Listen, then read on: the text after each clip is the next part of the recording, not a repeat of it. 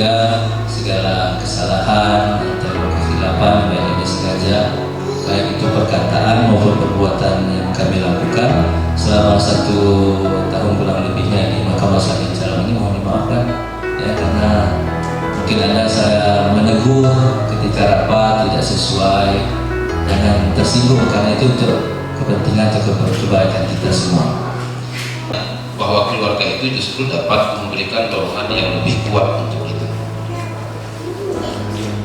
Konsekuensi yang kita jalani itu sepanjang jabatan itu masih ada, tetap akan ada. Pak Wakil dan keluarga, ketika mereka berangkat dari Bengkulu ke Aceh, ya Allah, begitu pula selamatkan dan lindungi mereka ketika mereka berangkat nantinya dari Aceh ke Bengkulu.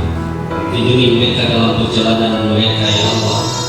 Bukakan hatinya supaya beliau tidak lupa pada kami di Aceh. Alhamdulillahirabbil alamin.